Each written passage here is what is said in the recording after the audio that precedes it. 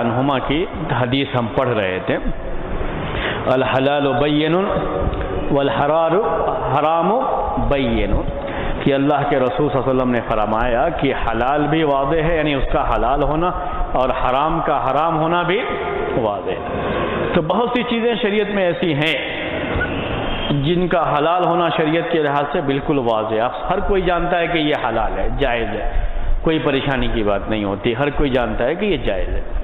اور ایسی بھی چیزیں ہیں جس کا حرام ہونا بالکل واضح ہے، یعنی ہر کوئی جانتا ہے یہ حرام ہے، کوئی شک و شبہ نہیں ہوتا اس میں۔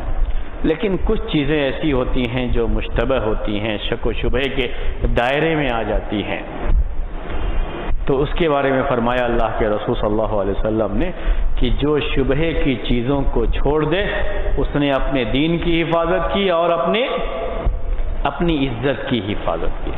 جو شبہات میں پڑ گیا اس کے حرام میں پڑ جانے کا ڈر ہے کہ حرام میں بھی پڑ جائے گا۔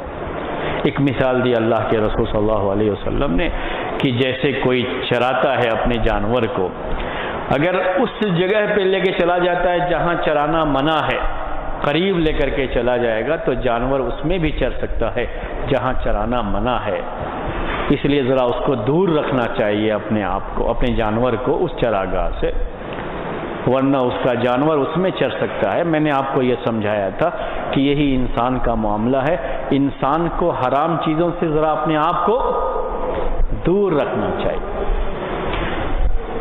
حرام کے بہت قریب ہی نہیں جانا چاہیے۔ اگر حرام کے قریب جائیں گے تو حرام میں پڑنے کا بھی ڈر ہے جو ہے اس میں۔ اللہ کے رسول صلی اللہ علیہ وسلم نے اس کو مثال دے کر کے سمجھایا، آخر میں جو بات کہی اس میں دل کی مثال دی کہ جو ہے دل انسان کا یہ جسم میں ایک ایسا ٹکڑا ہے کہ اگر یہ صحیح ہو تو پورا جسم صحیح ہے، اگر یہ خراب ہو جائے پورا جسم خراب ہو جائے۔ اس کی بھی شرح میں آپ کے سامنے کر چکا تھا۔ آج اس میں ایک خاص نقطے کی مجھے شرح کرنی ہے، پچھلے جمعے کو بھی خطبے میں میں نے لوگوں کے سامنے وہ چیز ذکر کی تھی، اور آج میں چاہتا ہوں کہ کتاب لا کر کے مجھے ارادہ تھا کہ آپ کے سامنے کتاب سامنے رکھ کر کے اسے پڑھ کر کے سناؤں آپ کو، لیکن بعض صحابہ اور تابعین کے جو اقوال ہیں وہ میں آپ کو ویسے ہی پیش کر رہا ہوں۔ اسی کتاب میں ذکر کی گئی یہ جو کتاب ہم پڑھ رہے ہیں، جامع العلوم والحکم، امام ابن رجب حنبلی رحمۃ اللہ علیہ کی، اس کتاب میں یہ چیزیں بیان کی گئی ہیں۔ حرام سے دور رہنے کی بات ہے، حرام سے دور رہنے کی بات ہے۔ حرام سے دور رہنے میں صحابہ سے، تابعین سے ایسے بھی اقوال آئے ہوئے ہیں کہ وہ بہت سی حلال چیزوں کو بھی چھوڑ دیتے تھے۔ حرام سے بچنے کے لیے، حرام سے دور رہنے کے لیے کیا کرتے تھے؟ وہ حلال چیزوں کو بھی چھوڑ دیتے تھے۔ قرآن میں بھی اللہ تبارک و تعالیٰ نے بعض مرتبہ حرام چیزوں کے تعلق سے اس طرح سے بیان کیا ہے، جیسے آپ کو یہ لفظ ملے گا، لا تقربوا الفواحش ما ظہر منها وما بطن۔ فاحشہ کہتے ہیں بدکاری کو، زناکاری، اس طرح کی جو چیزیں حرام چیزیں جو ہے، تو کہا اللہ تعالیٰ نے کہ تم اس کے قریب ہی مت جاؤ۔ اگر اس کی باؤنڈری یہاں سے شروع ہو رہی ہے تو اس کے قریب بھی مت جاؤ، یہ کہا۔ وہ چیز نہ کرو یہ نہیں کہا، بلکہ کیا کہا؟ اس کے قریب بھی تم مت جاؤ۔ تو حرام چیز کے قریب بھی نہیں جانا چاہیے۔ اگر کچھ ایسی حلال چیزیں ہیں کہ اگر ہم ان حلال چیزوں کو بھی استعمال کرتے رہے بہت زیادہ، اور یہ سمجھ کے چلو حرج کیا ہے، حرج کیا ہے کرتے رہے، تو یہ ڈر ہے کہ ہم حرام میں چلے جائیں گے۔ تو کچھ اقوال میں آپ کے سامنے پیش کر رہا ہوں۔ اس میں سے ایک قول ابو الدرداء رضی اللہ تعالی عنہ کا ہے، بڑے مشہور صحابی ہیں ابو الدرداء رضی اللہ تعالی عنہ۔ انہوں نے اس سلسلے میں یہ بات بیان کی ہے کہ تمام التقوی، وہ کہتے ہیں تمام التقوی ان یتقی العبد ربہ، تقوی کی اعلیٰ شکل، مکمل شکل یہ ہے کہ بندہ اپنے رب سے ڈرے، حتیٰ یتقیہ من مثقال ذرۃ، یہاں تک کہ کوئی ذرہ، کوئی بہت معمولی سی چیز ہے اور اس کے بارے میں بھی تھوڑا بہت شبہ اگر ہے تو اس کو بھی چھوڑ دیتا ہے، اس سے بھی ڈرتا ہے بندہ۔ اللہ کا تقوی اتنا ہو کہ معمولی سے ذرے سے بھی ڈرتا ہے کہ کہیں اس کی وجہ سے کوئی حرام نہ آ جائے. زیادہ یہی ہے کہ وہ چیز حلال ہوگی، صحیح ہوگی، لیکن جو معمولی سا بھی ذرہ برابر بھی جو شبہ آ جاتا ہے اس کی وجہ سے بھی وہ اللہ کے تقوی کی وجہ سے کیا کرتا ہے؟ چھوڑ دیا کرتا ہے. یہ کس نے کہا ہے؟ ابو الدرداء رضی اللہ تعالیٰ عنہ نے یہ قول نقل کیا ہے. امام ابن رجب حنبلی رحمۃ اللہ علیہ نے اپنی کتاب میں اسی حدیث کی شرح. اور یہ ہے اصل بندے کا تقوی جو اس سے ہونا اور اس کے اندر ہونا چاہیے. اور جو شبہات کو چھوڑنے کی بات کہی گئی ہے یہ تقوی کا ہی تقاضا. تقوی کا تقاضا ہے کہ آدمی شبہات کو بھی حرام تو چھوڑتا ہی چھوڑتا ہے، جس میں شبہ ہو جاتا ہے اس کو بھی چھوڑ دیتا ہے. اس کی ایک مثال بھی میں نے پیش کی تھی خطبے میں، آپ کے سامنے بھی وہ پیش کرتا ہوں. اللہ کے رسول صلی اللہ علیہ وسلم ایک مرتبہ راستے میں جا رہے تھے تو کھجور کا ایک دانہ دیکھا آپ نے، کھجور کا ایک دانہ، اور آپ نے کہا کہ اگر مجھے یہ ڈر نہ ہوتا کہ کھجور کا یہ دانہ صدقہ میں سے ہو سکتا ہے تو میں اسے کھا لیتا. یہ ہے، یہ تقویٰ کہتے ہیں. اگر مجھے یہ ڈر نہ ہوتا کہ یہ کس میں سے ہوگا، صدقے میں سے ہو سکتا ہے، تو میں اسے کھا لیتا. صدقہ کھانا آپ کے لیے جائز نہیں ہے. یہ مسئلہ آپ جانتے ہیں کہ راستے میں اگر کوئی کھانے کی کوئی چیز گر گئی ہے کسی کی اور ایسے ہی برباد ہوگی، کسی نے اٹھا کر کے کھا لیا، اس کے لیے جائز ہے، کوئی حرج کی بات نہیں ہے. بسکٹ کوئی جا رہا تھا تو بسکٹ گر گیا، اس کا چاکلیٹ ہے گر گیا تھا، بعد میں آنے والے کسی شخص نے دیکھا اٹھا کے کھا لیا، شریعت میں یہ چیز حرام نہیں. اسی حدیث سے اس کی دلیل لیتے ہیں. لیکن اللہ کے رسول صلی اللہ علیہ وسلم نے کیوں نہیں لیا؟ آپ کو ڈر کیا تھا؟ کہیں یہ صدقے میں سے نہ. حالانکہ یہ بہت معمولی، یعنی کہیے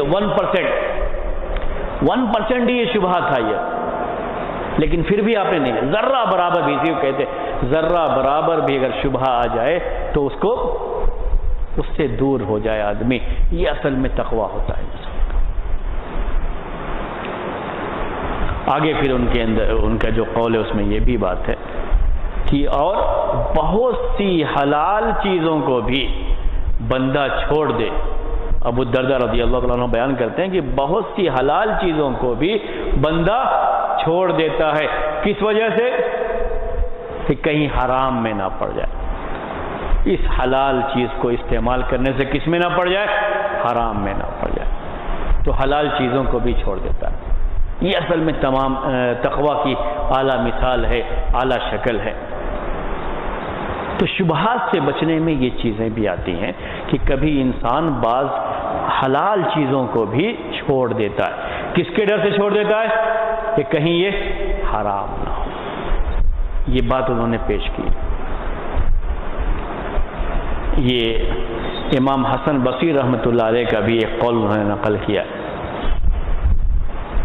امام حسن بصری رحمۃ اللہ علیہ کہتے ما زالت تقوی بالمؤمنین، مومنین کے ساتھ تقوی برابر اس طریقے سے جڑا رہا، اس طریقے سے وہ اللہ تعالیٰ سے ڈرتے رہے کہ انہوں نے بہت سی حلال اور جائز چیزوں کو بھی چھوڑ دیا. کیوں جائز چیزوں کو بھی چھوڑ دیا؟ کہ کہیں اس کی وجہ سے وہ حرام میں نہ پڑ جائے. ہاں یہ حلال ہے نا، اس میں کیا حرج ہے؟ یہ جائز ہے نا، اس میں کیا حرج ہے؟ تو کہیں اس جائز کے چکر میں کس میں نہ پڑ جائیں؟ حرام میں نہ پڑ جائیں. تو بعض مرتبہ انسان کو بعض حلال چیزیں بھی چھوڑنا پڑتا ہے. کس کے لیے؟ حرام سے بچنے کے لیے. آپ کو معاشرے کی چند مثالیں دیتا ہوں، یعنی جو یہ اقوال میں نے پیش کیے اس کے لحاظ سے. عورت سے بات کرنا ضرورت کے وقت جائز ہے یا نہیں ہے؟ بولیے. جائز ہے، کوئی حرج کی بات تو نہیں ہے، جائز ہے. ضرورت کے وقت. بلا ضرورت تو آپ کسی اجنبی عورت سے یا اپنی بیوی یا جو ہے بہن اور ماں سے کی بات نہیں کر رہے ہیں, اجنبی عورت کی بات کر رہے ہیں. تو ضرورت کے وقت بات چیت کر سکتے ہیں, کوئی حرج کی بات نہیں, جائز ہے. اب اس کے بعد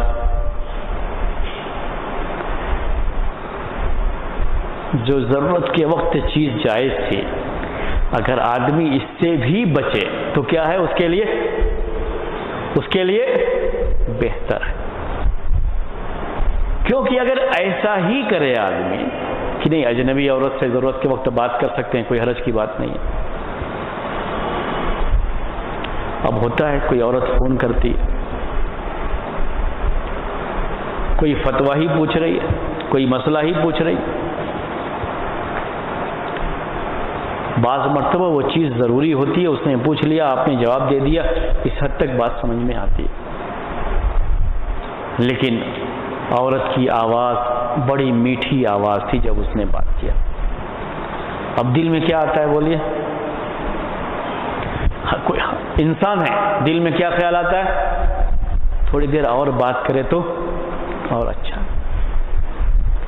حلال چیز تھی, مباح چیز تھی, جائز تھی, لیکن یہی جائز چیز کبھی کدھر لے چلی جاتی ہے؟ حرام کی طرف لے کے چلی جاتی ہے. ایسا ہو جاتا ہے. عورت دکان سے کوئی سامان خرید کے لا سکتی ہے؟ بولیے, لا سکتی ہے؟ نہیں لا سکتی, جائز ہے, کوئی حرج کی بات نہیں. جائز کی حد تک صرف کہتے ہیں جائز. لیکن عورت کو بہت زیادہ وہ لوچ جو اس کی آواز میں نزاکت اور جو ہے یہ نرمی جو اس طرح کی چیز ہوتی ہے, نسوانیت, ذرا اس سے بچنا چاہیے عورت کو. اب خواہ میں عورت ہے, آئی ہے دکان پر کوئی سامان خریدنے کے لیے, اب جو بیچنے والا شخص ہے وہ اس کو دیتا ہے یہ سامان. یہ کوئی ضروری ہے کہ ہر عورت پابندی کرے کہ شریعت کے جو بالکل پابندیاں ہیں اس کے لحاظ سے ہی جا کے اس وہاں پہ سامان خریدے؟ تھوڑا کڑی آواز میں بات کرے. آپ دیکھیں گے کہ اب بہت ساری عورتیں جاتی ہیں اٹکھیلیاں کرتے ہوئے, یہ کرتے ہوئے, مذاق کرتے ہوئے سامان. اب یہ کیا ہے؟ حرام ہے. تو بعض مرتبہ بعض حلال چیزوں کو بھی یہ سب دیکھنے کے بعد اب کیا کہیں گے؟ نہیں, گھر کے مردوں کو بھیجنا چاہیے سامان خریدنے کے لیے, عورتوں کو نہیں جانا چاہیے. کہ حرام میں پڑنے کے ڈر سے بعض مرتبہ کیا چھوڑنا پڑتا ہے؟ حلال چیزوں کو بھی چھوڑ دینا پڑتا ہے کہ کہیں یہ حلال چیز بعد میں کہاں نہ لے کے چلی جائے؟ حرام کی طرف نہ لے کر کے چلی جائے. امام سفیان ثوری رحمۃ اللہ علیہ کا بھی انہوں نے ایک قول نقل کیا. وہ کہتے ہیں کہ متقی لوگوں کو متقی کیوں کہا جاتا ہے؟ کہ متقی لوگ ان چیزوں کو بھی چھوڑ دیتے ہیں جن کو عام طریقے سے دوسرے مسلمان نہیں چھوڑتے, لیکن متقی چھوڑ دیتا ہے اس کو. اس کا تقویٰ ہے, تقوی کی وجہ سے کہتا نہیں, ہاں میں اپنی بیٹی کو دکان پر کوئی سامان لینے کے لیے نہیں بھیجنا چاہتا, کیونکہ میں خود گیا ہوں, میں نے دیکھا کہ کیا حالت رہتی ہے دکان. اپنی جگہ پر یہ بات ہے کہ وہ جائز ہے, یہ ایک الگ مسئلہ ہے, لیکن اس جائز کی آڑ میں کتنی ناجائز چیزیں ہو جاتی ہیں وہ ہمارے سامنے ہے. تو تقوی کا تقاضا کیا ہوتا ہے کہ آدمی اس سے بچے, بھیجے ہی نہ سے. ہمارے بہت سے ایسے ساتھی ہیں جو نہیں بھیجتے اس سے. اگر ہوا بھی کچھ سامان خریدنا ہو تو اپنے ساتھ لے کر کے گئے اور خود خریدوا دیے, لیکن اکیلے جو ہے ان کو بھیج دیا جا کے خود خرید کے لے کے آ جائیں, تو ایسا اس سے بچتے ہیں. وہ تقوی کا تقاضا ہوتا ہے, حالات کے لحاظ سے یہ تقوی کا تقاضا ہوتا ہے. جی, اور بھی لوگوں کے اقوال اس میں نقل کیے ہیں جس سے یہ پتہ لگتا ہے کہ سلف میں یہ چیز تھی کہ بہت سی مباح اور جائز چیزوں کو بھی وہ چھوڑ دیتے تھے. کس سے بچنے کے لیے؟ حرام سے بچنے کے لیے جائز چیزوں کو بھی چھوڑ دیتے تھے. اگر کسی جائز چیز کے بارے میں ان کو یہ ہو کہ یہ جائز چیز اگر ہم اس کو استعمال کرتے رہے یا ایسا کرتے رہے تو کس میں پڑ سکتے ہیں؟ حرام میں بھی پڑ سکتے ہیں. جہاں ڈر ہوتا تھا حرام میں پڑنے کا وہاں اس حلال چیز کو بھی چھوڑ دیا کرتے تھے۔ یہ انسان کا تقویٰ ہوتا ہے۔ کبھی کبھی بعض بھائی ہمارے پوچھتے رہتے ہیں کہ کسی سامان کو بیچنے، تجارت کرنے کے لیے جو سامان خریدتے اور بیچتے ہیں تو اس کو کبھی زیادہ پرافٹ رکھ کر کے بیچیں، تو اسلام میں ایسا منع نہیں ہے۔ اسلام میں کہیں بھی ایسا نہیں آتا ہے کہ آپ اس سے زیادہ پرافٹ نہیں رکھ سکتے، اس کا نفع نہیں رکھ سکتے۔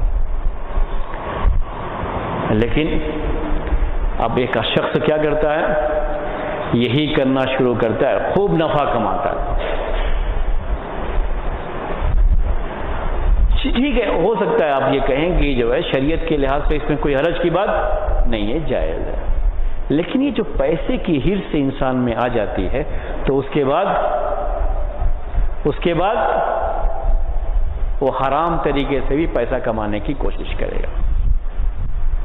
یہ دیکھا ہے ہم نے، جو تجارت کرنے والوں کے ساتھ یہ معاملہ ہوا ہے کہ جب شروع میں ہرس صرف تھی پیسے کی، لالچ، خواہش، زیادہ پیسے جو ہے اکٹھا کرنے کے، تو بہت زیادہ نفع کماتے رہے، بعد میں حرام چیز کے ذریعے سے بھی اور تجارت شروع کر لی۔ اگر ایسا کر لیں گے تو اور زیادہ ہم کو نفع ملے گا، اور زیادہ فائدہ ہو جائے گا۔ بعد میں کوشش کیا کرتے ہیں، کسی ایسے آدمی کو تلاش کرتے ہیں جو ان کو اس کے لیے جواز کا فتویٰ دے دے اور اس کو کرنا شروع کرتے ہیں۔ ایک تقویٰ ہوتا ہے انسان کا، وہ تقویٰ کیا ہے، ایک مناسب حد تک آدمی نفع رکھ کر کے اس کو سامان کو بیچ دیتا ہے، اللہ تعالیٰ اسی میں برکت دیتا ہے اس کو۔ یہ چیزیں ہیں جو اس حدیث کی شرح میں آتی ہیں۔ بعض قواعد بھی لوگوں نے پیش کیے ہیں، اصول اور ضابطے، قواعد جو ہے اسی حدیث کی روشنی میں۔ ہر وہ چیز جس سے ہمیں ڈر ہو کہ ہم حرام میں پڑ سکتے ہیں، اس کی وجہ سے کہتے ہیں جو چیز حرام کی طرف لے کر کے جانے والی ہو وہ بھی کیا ہوتی ہے، حرام ہو جاتی ہے۔ ہر وہ چیز جو کس کی طرف لے جائے گی آپ کو، حرام کی طرف لے جائے گی، وہ بھی حرام ہوتی ہے۔ وہ بھی ہم اسی حدیث سے سمجھتے ہیں۔ فی نفس ہی اس میں وہ حرام نہیں ہے، لیکن یہ ڈر ہے کہ وہ کدھر لے جائے گی آپ کو، حرام کی طرف لے جائے گی، تو وہ چیز بھی حرام ہو جاتی ہے۔ جیسے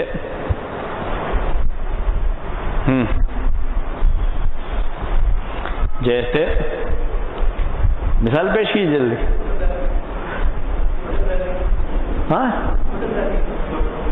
ہاں ہاں ہاں بولیے۔ یہ جہاں تک فوٹو کا مسئلہ ہے نا، یہ فوٹو حلال ہے یا حرام ہے، خود اسی کے بارے میں مسئلہ ہے کہ جائز ہے یا نہیں ہے، کیونکہ اللہ کے رسول صلی اللہ علیہ وسلم نے یہ کہا ہے کہ جو لوگ تصویریں لیتے ہیں، تصویریں بناتے ہیں، قیامت کے دن ان کو عذاب دیا جائے گا، تو وہ تو فی نفس ہی حرام ہے۔ ایک چیز کیا ہے، وہ حرام نہیں ہے لیکن حرام کی طرف لے جاتی ہے، تو ہم کہتے ہیں یہ چیز بھی حرام ہے۔ بولیے۔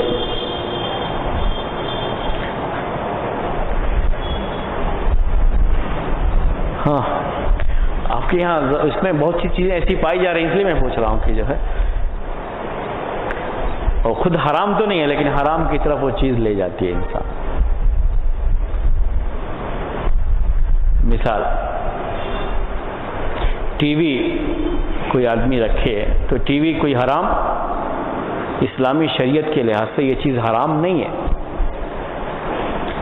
ٹی وی جو آدمی ٹیلی ویژن جو ہے رکھتا ہے، خود یہ چیز حرام شریعت کے اندر نہیں ہے، لیکن یہی ٹی وی جب سبب بن جائے کس کے لیے، حرام چیزیں دیکھنے کے لیے اس میں، تو پھر ہم کیا کہیں گے اس وقت، اس آدمی کا ٹی وی رکھنا یہ کیا ہے، حرام ہے، کیونکہ وہ اس کی وجہ سے حرام کی طرف جاتا ہے، یہ چیز حرام کا سبب بن گئی، ورنہ وہ خود حرام نہیں ہے وہ چیز۔ تو اس طرح سے بھی معاشرے کے اندر جو حرام کے ذریعے ہوتے ہیں ان سے بھی روکا جاتا ہے، صرف حرام سے نہیں بلکہ حرام کا ذریعہ بنتا ہے، اس سے بھی روک دیا جائے گا، اس سے بھی منع کر دیا جائے گا۔ تاکہ لوگ حرام میں نہ پڑیں، اور جس کے بھی حرام میں پڑنے کا ڈر ہوتا ہے اس کو خاص طریقے سے روکا جاتا ہے۔ اگر کسی کے بارے میں یقین ہے کہ نہیں یہ آدمی بڑا متقی ہے، اگر اس نے ٹی وی رکھا ہے تو صحیح معنی میں یہ جائز چیز کے لیے ہی اس کو استعمال کرے گا، غیر جو ہے جائز چیز کے لیے استعمال نہیں کرے گا، تو اس کے بارے میں اس کو نہیں کہتے، اس کو منع نہیں کرتے، لیکن اس کو ضرور منع کرتے ہیں جس کے بارے میں ڈر ہوتا ہے۔ تو یہی چیزیں ہیں معاشرے میں، اس طرح کی چیزیں میں نے آپ سے کہا بہت سی پائی جاتی ہیں جو خود شریعت میں حرام نہیں ہیں، لیکن کدھر لے جاتی ہیں آپ کو؟ حرام کی طرف لے جاتی ہیں۔ جی، یہ اس حدیث کی شرح کے تعلق سے بات تھی، ان الحلال بین و ان الحرام بین، حلال بھی حرام ہے، اور حلال بھی واضح ہے اور حرام بھی واضح ہے۔ وہ حدیث جو ہے آپ کے سامنے اس کی شرح آئی۔ کچھ باتیں اور بھی تھیں اس کے تعلق سے، بعض جو معاملات ہوتے ہیں لوگوں کے ساتھ، اس میں بھی بہت زیادہ انسان کو تقوی کے ساتھ رہنا چاہیے۔ بعض صورتیں، بعض جو ہے یہ جو کیا کہتے ہیں اس کو، لین دین ہوتے ہیں، بظاہر لگتا ہے کہ اس میں کوئی حرام تو نہیں ہے، لیکن انسان کو وہ حرام کی طرف لے کر کے جانے والے ہوتے ہیں۔ ان سب چیزوں کو تقوی کا تقاضا ہوتا ہے کہ آدمی ان چیزوں کو چھوڑ دے، نہ ان کو اپنائے۔ اور آپ میں سے میں سمجھتا ہوں بہت سے لوگوں کے ساتھ یہ مسئلہ ہوتا ہوگا، کیونکہ لوگوں کے سوال بڑے کثرت سے اس کے بارے میں آتے رہتے ہیں۔ مارکیٹ میں ایسی بہت سی شکلیں ہوتی ہیں جس کے بارے میں شبہ آتا رہتا ہے کہ یہ جائز ہے یا جائز نہیں۔ شبہات سے بچنا بہت ضروری ہوتا ہے، تقوی کا یہ تقاضا ہوتا ہے۔ بعض مرتبہ ہو سکتا ہے کوئی فتویٰ بھی دے دیا ہو کہ جائز ہے، لیکن پھر بھی کیا کیجئے، آپ اپنے آپ کو اس سے بچا لیجئے۔ شبہات سے بچا لینا اپنے دین اور اپنی عزت کی حفاظت کے لیے آدمی کے لیے بہت ضروری ہے۔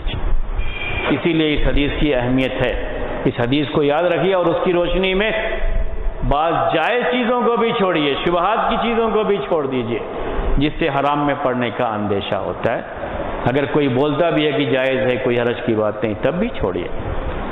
نہیں، جائز تو ہے لیکن پھر بھی حرام میں پڑ جانے کا اندیشہ ہے، اس میں ڈر ہے کہیں پڑ نہ جائیں حرام میں، جائز سمجھ کے کرتے کرتے کس میں نہ چلے جائیں، حرام میں نہ چلے جائیں۔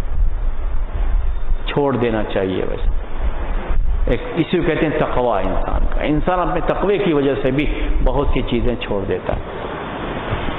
صحابہ کے دور میں بھی اس کی مثالیں ملتی ہیں، بعد کے دور میں بھی اس کی مثالیں ملتی ہیں کہ صرف تقوی کی وجہ سے اس کو چھوڑ دیا، احتیاط کیا اس میں۔ امام بخاری رحمۃ اللہ علیہ سے بھی ایک بات جو اس سلسلے میں ملتی ہے کہ احتیاط کا تقاضا یہ ہے، احتیاط اس میں کرنا چاہیے۔ تو یہ چیزیں ہمارے ذہن میں رہنی چاہیے۔ اس حدیث کی شرح کے تعلق سے یہ بات جو ہے آپ جو ہے ذہن میں رکھیں۔ اس کے بعد کی جو حدیث ہے انشاءاللہ اب آئندہ ہفتے ہم نئی حدیث جو ہے پڑھیں گے، نئی حدیث کی شرح کریں گے۔ یہ شرح جو ہے آپ کے سامنے آئی، یہ بات آپ کے سامنے آئی، اور کوئی سوال ہو تو آپ سوال کر سکتے ہیں، کیونکہ آگے اب ہم نئی حدیث پڑھیں گے، اس کے بعد دوسری حدیث پڑھیں گے جو ہے۔ حدیث قدسی اللہ کے رسول صلی اللہ علیہ وسلم ہی بیان کرتے ہیں، وہی ہے، اللہ تعالیٰ کی طرف سے ہے وہ، اور دوسری جو احادیث ہوتی ہیں وہ بھی وہی ہی ہوتی ہے، یعنی اللہ تعالیٰ ہی کی طرف سے ہوتی ہے۔ ہاں تو لیکن حدیث قدسی کیوں کہتے ہیں کہ اس میں اللہ کے رسول صلی اللہ علیہ وسلم بیان کرتے ہوئے باقاعدہ یہ کہتے ہیں کہ اللہ تعالیٰ نے یہ کہا ہے، جبکہ عام حدیثوں میں آپ یہ نہیں کہتے، لیکن حدیث قدسی میں یہ لفظ آتا ہے کہ اللہ تعالیٰ نے یہ کہا ہے۔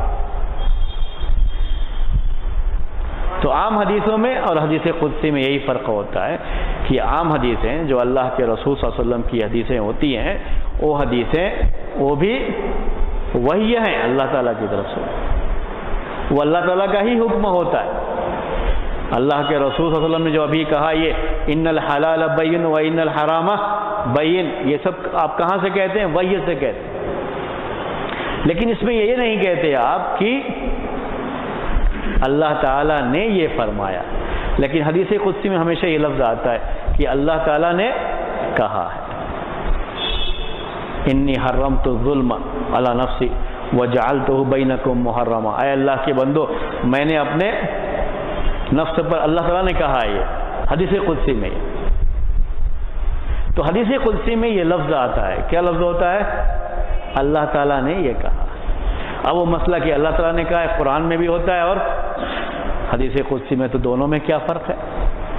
حدیث قدسی میں الفاظ اللہ کے رسول صلی اللہ علیہ وسلم ہی کے ہوتے ہیں، یعنی وہی لفظ اللہ تعالیٰ کی طرف سے نقل ہو کر کے نہیں آتا ہے، روایت ہو کر کے نہیں آتا ہے۔ اسی لیے حدیث قدسی کو آپ روایت بالمعنی بھی کر سکتے ہیں، یعنی اگر ہم بیان کرتے ہوئے الفاظ الگ ہو جائیں تھوڑے لیکن میننگ وہی رہے تو اس میں کوئی حرج کی بات نہیں، لیکن قرآن میں آپ ایسا نہیں کر سکتے۔ قرآن میں جو ہے وہ اللہ کا کلام ہے، اللہ کا کلام کا مطلب یہ ہو کہ وہی الفاظ اللہ تعالیٰ کی طرف سے آئے ہوئے ہیں، اس میں آپ کوئی تبدیلی نہیں کر سکتے، اور بھی فرق ہے اس میں، لیکن یہ مین جو ہے بات ہے۔